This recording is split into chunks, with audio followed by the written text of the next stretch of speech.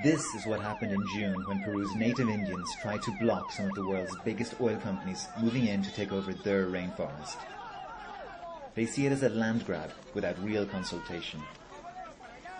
But now, tired of the blockades and delays, the Peruvian government has sent in its security forces to break the protests and clear the way for the oil companies to parcel up 70% of the jungle. The results? The most violent clash in the history of Peru's Amazon. The death toll is still unknown. But the blood may well have been spilled in vain.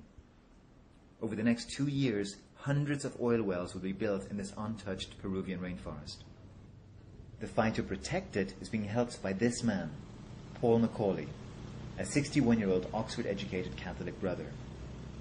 He wants the government to at least guarantee they will talk to the Amazonian Indians. The world needs these rivers and this forest in good condition, and so it can't just open up to the market forces and say, well, there's petrol there, it's got to be got out at any price or at any cost. He also wants to make sure that the indigenous population is compensated for the disruption to its way of life. These people live from the land, but all that could be about to change. He is travelling all over Peru to schools and to village halls like this, urging people to demand their legal right to be consulted. He's been called a white terrorist. ¿Lo saben o no? Sí. En voz alta, ¿lo sabemos o no? Sí. ¿Queremos que nos respete el gobierno o no? Sí. Talks between the Indians and the oil companies are breaking down. The protests are becoming more and more violent. It was February last year when the government first sent in the security forces to smash the protests in Andoas.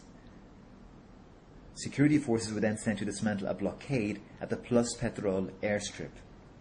Brother Paul says they used live ammunition to crack down on the people.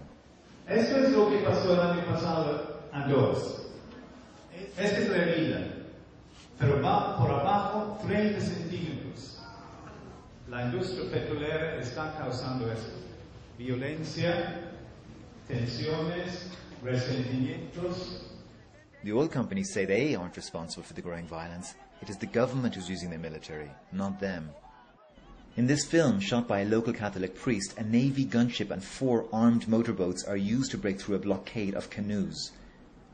It's the people's way of trying to force the oil companies to talk to them.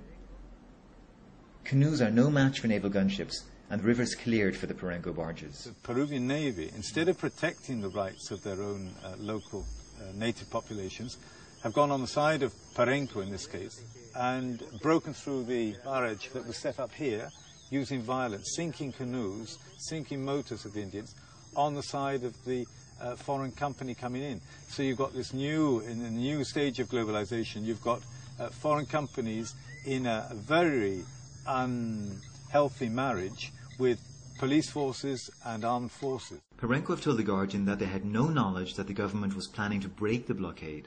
In another clash, native Indians claim that the police actually tortured them inside an oil company compound. A 6, incluido el párroco de la iglesia católica, y les lleva a instalación de la Plus Petróleo, estropeándolo pues a ellos, maltratando físicamente. The Indians were charged with acts of terrorism for occupying the airstrip. The police then took them to the prison. Así, porque me amenazaban que me van a matar, va a ser muy posible que me eliminen en la cárcel, me amenazaban, y que me van a violar. ¿Y una vez que llegaste aquí al penal?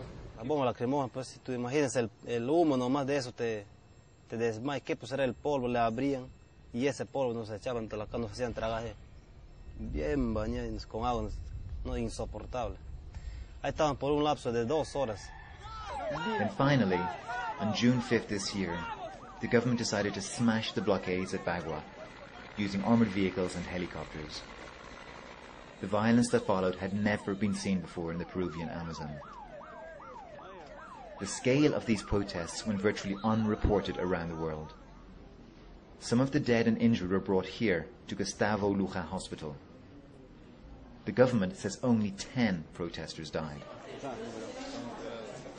But Brother Paul says that the true death toll is much higher and could creep to over 100. And months later, he is still gathering reports of not just the dead, but the disappeared. the violence seems set to continue. The Indians say direct action is the only way to save the forest and their rivers.